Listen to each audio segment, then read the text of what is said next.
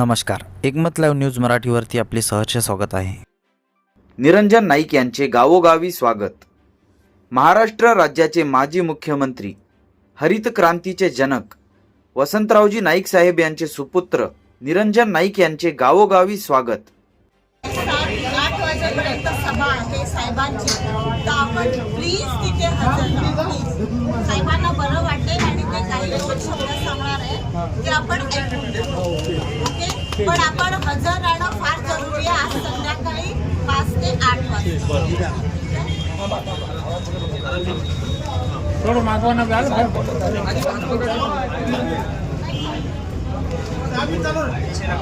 ठीक आहे, आता आम्हाला जाऊ द्या फक्त। ठीक आहे।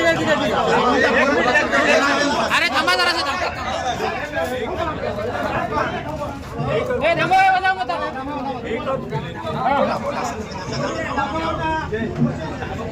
जय शिवराम। जय शिवराम। पहिली गोष्ट म्हणजे मी सगळ्यांना मनापूर्वक मी आभार मानतो की माझं एवढं छानपणे तुम्ही स्वागत केलं आणि खरंच मला फार बरं वाटलं। आणि तुम्ही सगळे आमचेच लोक आहेत, काही फरक नाही।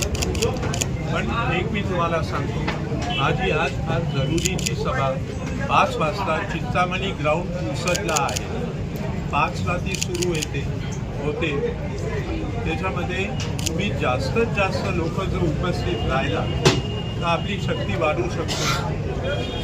तर जेवढे तुम्ही येऊ शकाल, शेजारी पाजारी नातेवाईक जेवढ्याला घेऊ शकतो तुम्ही येऊ शकाल, थोडं आमच्याकरता चांगलं। आणि थँक्यू व्हेरी मच।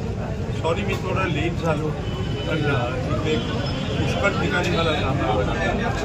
मी बाकी बोलतो आणि वसंतराव नाईक की जय।